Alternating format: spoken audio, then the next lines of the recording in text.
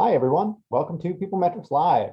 So today we are discussing 3 ways to align and that we're seeing alignment in customer experience and market research. And before we dive into this topic, let's start off with some quick introductions.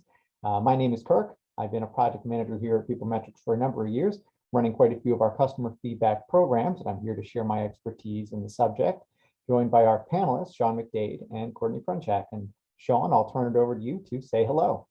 Hey everybody, Sean McDade, founder and CEO of PeopleMetrics. Nice to be here. Hi everyone, my name's Courtney. I am a customer experience manager here at PeopleMetrics. I have a couple of clients in financial world, pharmaceuticals, things like that. And previously I worked at a marketing research firm as well. So this is a very exciting topic for me. Absolutely. Exciting topic for all, Courtney. This is a great topic for everyone, I'm sure, Yes. online here. Or listening to this or watching this whenever they choose to. We've discussed in our previous PeopleMetrics Live session, and you have this well covered in the book that you wrote on customer experience best practices, some of those major differences in customer experience and market research. And with that, let me actually, I'll pull up, those differences. Yeah. So Listener Guy, right, it's a book I wrote a couple of years ago, goes through the differences between market research and let's just define what we mean by customer experience. It's a broad term. Voice of customer is really how we talk about it in the book. VOC, VOC, whatever you want to call it. It's the same as what we're saying customer experience is here. And so in that book, there was this table that I kind of used to break out the differences between what we call market research or custom research and customer experience, or VOC, VOC. And you can see the characteristics here. There are differences, right? I think the main ones, if I could just summarize this, is, VOC is about getting continuous and real-time feedback from customers around a key touch point or moment of truth on an ongoing basis, and you are managing those individual experiences, if appropriate, as well as looking at aggregate trends over time. So, this tends not to be anonymous. The surveys tend to be short. It tends to be everybody, not a sample. And where market research is tending to look at, or custom research is looking at, okay, I have a strategic question I need answered. Which segment of the market should we go after? What's our messaging look like? What's our best message to go out to market? What's the market landscape look like? How do we compare? How are we positioned in the market compared to others in the market, the competition? And it tends to be, over a period of time, it tends to have a sample rather than a census. So we sample a small number of customers to represent a large number of them. And it generally is done after a certain period of time once that question is answered, and it tends to be in the aggregate. Surveys can be longer. So there are these differences between customer experience / VOC and market research.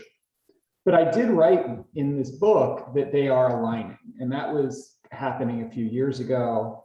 And in our view, in our experience, it's even aligned even further. And I see that alignment becoming more and more apparent every day. So this PeopleMetrics Live is not about the differences, it's really about the alignment. But I thought we would set the stage in terms of what are we talking about here, in terms of, what is customer experience, VOC, and market research or customer research.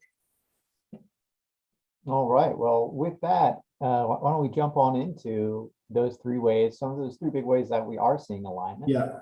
And there's more than 3, but we think that these are the top 3 that we're seeing like right now. Cool. Okay. And I'll kick it off and jump into the first one here. Yeah. Look, so I'll briefly introduce, and then hopefully Courtney, you can give some great context to this, and Kirk too. VOC and CX always needed market research to be a really good program. So as the industry has become more software based, I think the need for this is even becoming more apparent over time, because let's face it, there are huge companies worth billions of dollars in this space who the reason why they're worth that is because of the software they're producing and the people who are adopting it. Yet no CX or VOC program is successful without fundamental market research techniques that are included in it. So you can't have a successful VOC program without questions that make sense to the customers you're asking. So questionnaire design is super important. It also doesn't make sense if you're not asking the right customers at the right time about their experience. And then finally, acting on and understanding what's going on. If you're not doing a good job, really understanding what the data means and the actions you can take from that data, then it's really, you're not going to get the ROI out of the investment in CX. So, this has always been true. And at PeopleMetrics, we've always, emphasized these parts of the programs. And Courtney, like you said, you came from a market research firm. So you knew about these things. You didn't know as much about VOC and CX when you came in, but now you know a lot about both. So love to hear your thinking on this one. Yeah, so it's definitely interesting coming from a market research background. I think all the points you hit on the previous slide are super important. Just that market research tends to be more of a point in time, and it's more so uncovering current trends and more so the wants and needs of a customer and kind of maybe researching that customer base. Whereas I feel like the CX is more like ongoing and kind of maintaining and exceeding those transactional expectations or experiences that you have. I will say also, I tend to find, and I'll get into this number one in just one second. I will say that I did find also that market research didn't tend to be as action-based towards the end. So it's like you got all this great data, you analyzed it, and then what? And sometimes it just falls off and nothing ever happens with it. Whereas I feel like with CX, you have this immediate action item because it's a closed loop situation or experience where you can actually follow up with the customer. It's a lot more action based. So getting into this number one, using market research fundamentals, definitely designing the questions the right way is obviously super important. You want to make sure that you're getting the best data that you can out of a survey. And by not asking a question the right way or asking the right question in general, you're not going to get the data that you want out of it. So that can be things like the question type. So are you going to do a single select? Are you going to do a multi-select? Are you going to do kind of a matrix or an open-ended question? All these things are super important. Things like the question wording. So making sure that you're not framing the question or kind of biasing the question when you're asking it. Also things like positioning the question in the survey. You want to make sure that you're positioning important metrics such as NPS at the start of the survey so that nothing's biasing it throughout the survey. And also just things like using the correct internal lingo and all that within your industry. Those kinds of things are very important. Getting into, and Sean, feel free to step in. I'm going to go to the next one, but if you have anything, feel free to step in. I would just say, Courtney, if you're developing a VOC program and you don't have help in this area, I think you either need an internal resource within your company or you need a partner who really can help you, especially when you're kicking off a new program, because that's when a lot of this really gets set up. That's when the study design, the questionnaire design gets set up. That's when the key decisions on who are we going to survey, when, how often, what's our month, we have something called a month rule. That just means, how often is a customer going to get a survey from us? How often are we going to sample them? And how do we handle if, they come up in the queue again, but they've already been surveyed recently? There are these sampling and market, basically pure market research techniques that need to be set up before you launch. And then regular cadence on reporting needs to be decided, I think, ahead of time. Because the worst thing you can do is, right, Courtney, you set one of these things up and then it starts getting all this data in it. And then, the client will say, well, geez, what am I supposed to do with all this now? Exactly. Yep. Yeah. 100%. One thing I'd add to this is that part of this comes from, of course, if you work in market research, you generally have a very firm research background. Customer experience teams, they might not always have that research background. They have a customer experience background, which is why it's important to get that these fundamentals right. Something that I often see just in surveys that I get as an example of this is, NPS is very popular. It's understood as important within the customer experience space, but it's easy to use it wrong. If you're using it in a transactional context, that's not necessarily the context that it's used for. It is a very volatile and sensitive metric. So if you're using it with very small n sizes, that can be problematic. And so something like that is where you need a research foundation. And if you just come in with this sense of customer experience, NPS, that can take you down a path where it's good to start with, Sean said, either an internal resource or a resource, an external partner like PeopleMetrics who understands survey design. Otherwise, you're going to get some results that might not give you the insight you need. Mhm. The best money you can spend is in the beginning of a program to make sure you're getting questions right. Yep. That's the absolute best money anybody can spend on one of these programs. All right, let's get to number 2. All right, let's jump to it. Right, so here's what's going on. VOC or CX and market research are becoming one. Like, we're seeing this in many of our clients, and the reason is there is a continuous listening stream for voice of customer programs, right? Like, you choose a touch point, contact center, let's say visit to home, visit the store, whatever it is, digital, and you're getting all this feedback continuously on that touch point.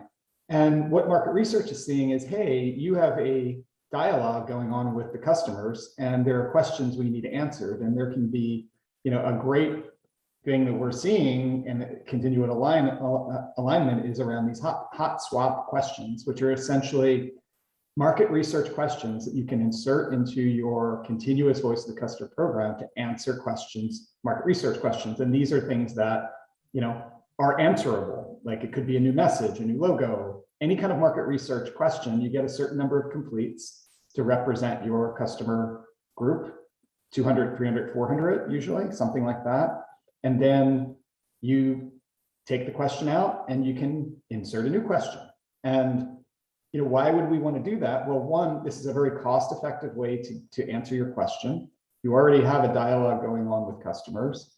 You can just swap things in and out over time. And it's just something that, it's a quick answer to really important questions.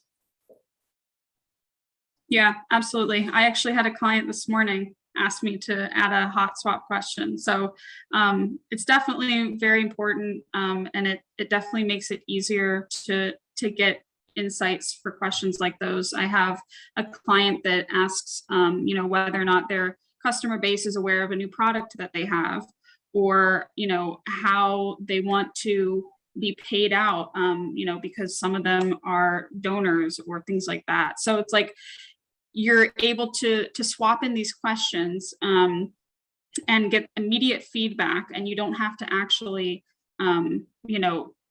open up an entire new survey. And you collect this feedback from customers that you've recently interacted with, as opposed to doing some sort of sample panel or things like that. So it's definitely a easier alternative.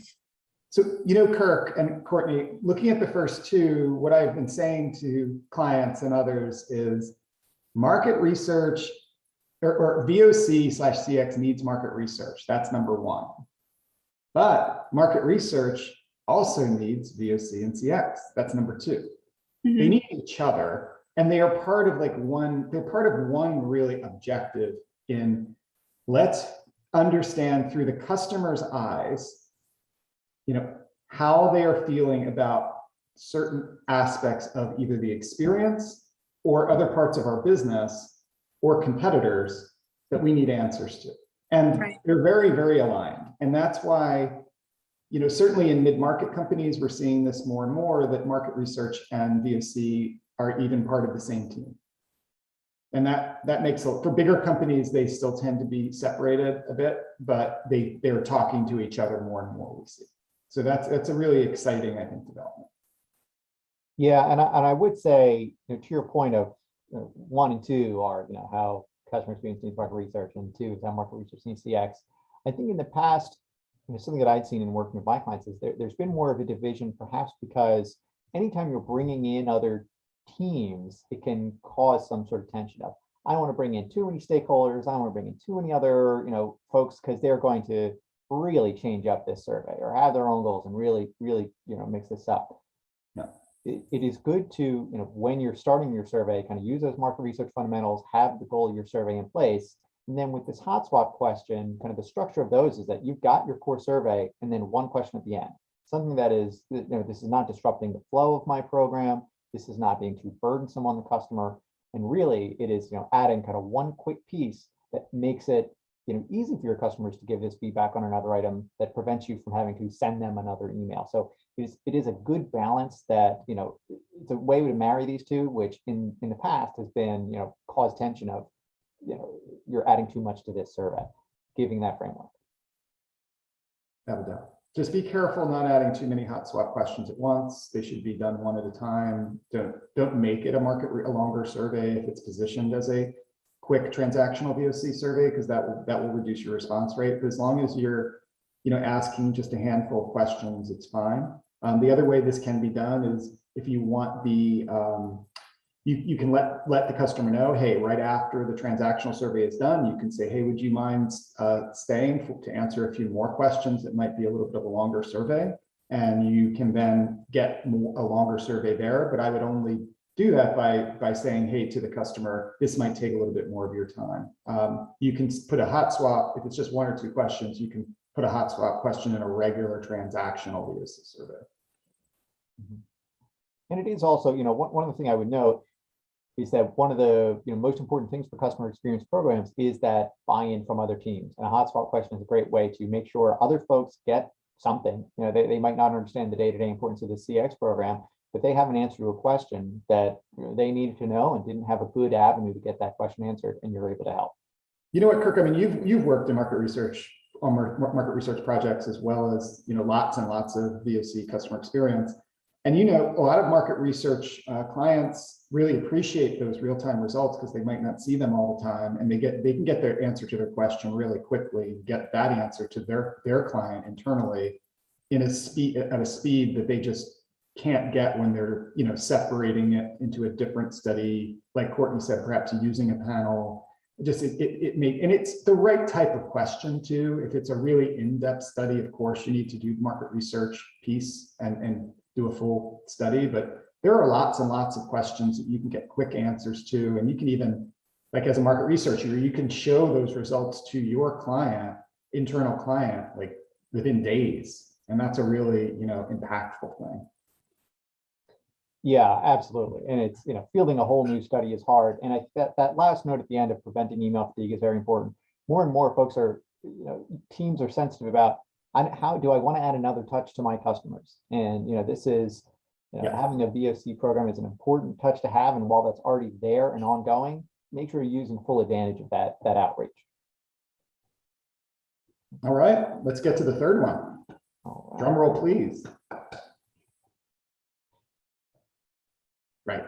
So this is the third one, that voice of customer and market research combined are a single source of truth for the organization. So when you're doing lots of like independent market research surveys on the side, and then doing a voice of customer on maybe another platform, and they're in different places, it tends to be silo based. But when you can integrate all of your VOC or VOC with your market research results within one software platform, right?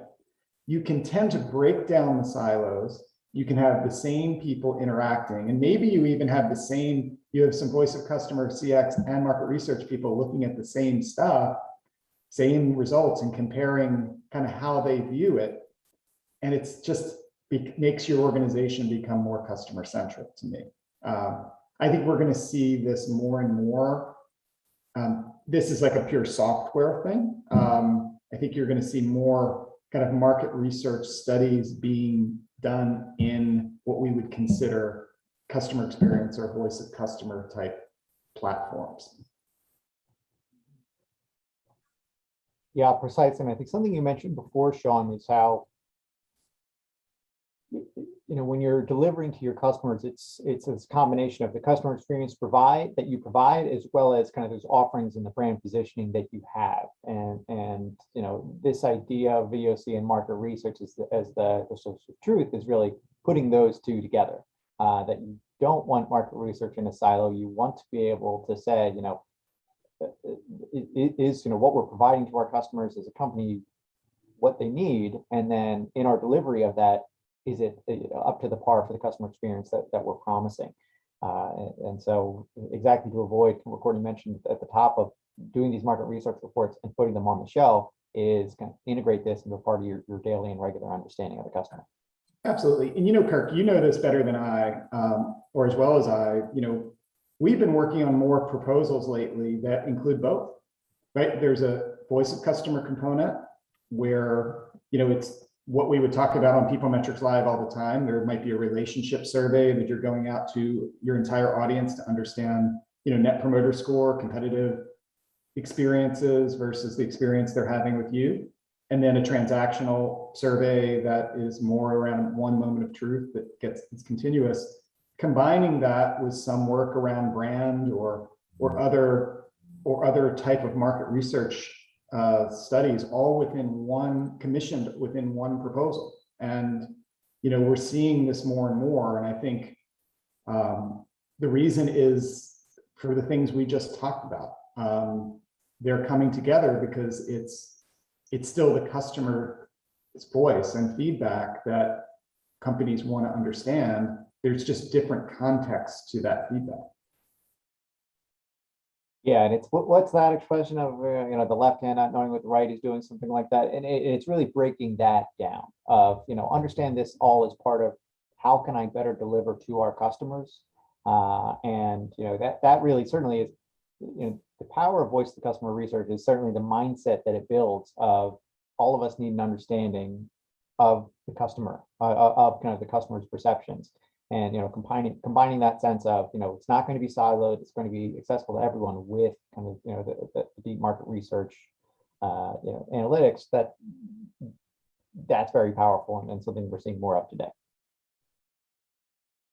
I personally think this is a great thing. I think it's taken a little bit of time, but I think we're seeing the convergence. We're going to continue to see the convergence, and I think it's best for the customer. Because the customer, frankly, doesn't care about any of this. They want to have good experiences, right? And they want to feel like they're getting value from, the experiences that they have. And they're happy to share their perceptions with you of your brand, of your messaging, of your logo, of your price, all of these market research things.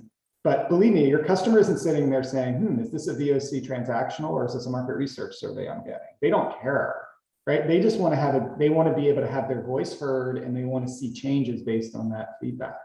So I think there's just a lot of alignment here, and there's so much that both of these worlds can learn from each other. I mean, I've kind of played in both these worlds. Like the market research world's full of really smart, bright people that are very conscientious around the customer and know their stuff super well. And then there's the VOC and VOC people who they're incredible at making, like Courtney said, making this data actionable. Like they're really, really talented at that. And, to bring them together, I think for organizations just makes tons of sense. So that's my last thought on this. Courtney, anything else you want to add here? No, I mean, I think you've covered it. I think that these two are definitely converging, and I also find that a lot of the time I have it converged in my reporting as well, which I know that a lot of my clients enjoy because it kind of gives a little bit of both worlds. So yeah, I mean, I definitely think that they're both converging. They both have their own space, but I think that it's definitely beneficial to have the two together in one program. I really just want to unpack that a little bit. When you're talking about a report, why don't you describe a little bit what you mean by that in a voice of customer context? Yeah, sure. So whenever I'm talking about like reporting, I'm talking about like cutting the data by relevant information and different segmentations that are valuable to the client. And that may be, you know, obviously in Excel, PowerPoint, whatever it might be. And then I also think that things like looking at the data trending over time is also very beneficial, and also something that's done very commonly in market research, but I also think is really valuable in VOC as well. And then also doing things like key driver analysis. There's a lot of different tools that you can use to analyze the data that you would use in the market research world that you can also use in the VOC world. Right. So what you're talking about is on a periodic basis, at least annually, you're taking the data off our platform, looking at it in Excel, SPSS, and coming up with a PowerPoint kind of summary of what you're seeing. Right. Yep. That's very market research like, right? That's what the study deliverable is typically in market research. Yes, absolutely. And the advantage to this, right, is it gives you and the client a chance to step back, right, and say, what's going on here? What progress have we made or not made? Where's the low-hanging fruit? What are a systemic action or two we can take today in order to improve the experience tomorrow? And let's just make sure that we understand what's going on, because there's that action taking being happening all the time, like you said, on loop closing. If someone has a poor experience, they're closing the loop, and that's always going on. But taking a step back and understanding the systemic issues that may be impacting the customer experience, that's really, really valuable. And I think, I'd recommend that at least once a year to everyone, whether you're doing that with a partner or whether you're handling that in-house. Doing that activity is super valuable. Yeah, and even when you say action items, it's interesting because, you can take an action item as, you get a result from the survey and you do something about it, but it can also be an action item like, should we change something in the survey? Is there something, so an action item, it can also kind of be this internal action item. It doesn't always have to be like, we're going to do this with the customer now. So I completely agree that taking a look at the data at least annually, if not more, can be beneficial to not only your customers, but also the surveys that you're sending out. Right. This could be as strategic as, are we still looking at the right touch point? Is there another touch point that we should look at? Right. Or is there a way that we should be, is there a better way to ask these questions? Like it's almost like an assessment of your program that happens every so often. Right. Definitely. Well, we are just about at time here, so I think it's that's probably a good place for us to wrap it up. And definitely want to say, Sean and Courtney, thank you so much for sharing this. It's been a kind of a great overview of this convergence that we're seeing, and I hope this has been valuable to the folks that are on the line. And as a reminder, you will get a link to this video as well as a link to a PDF of what we shared today on this convergence. If you have any colleagues or friends who couldn't join for today's session, no worries. This will go up on our YouTube channel as well as on our website, where you can catch the session on our blog, and you can kind of see and purchase a copy of our CEO's book, Listen or Die, where we cover off on some of these topics. And if this is something certainly that you're thinking about and kind of working on in your program, feel free to reach out. We're always happy to discuss and weigh in, just as we did here, on how best to run a customer experience program. So thank you again, everyone on the line, for joining us today. And thank you, Sean and Courtney, and have a great rest of your day. And we hope to see you again soon for another edition of PeopleMetrics Live. So bye all.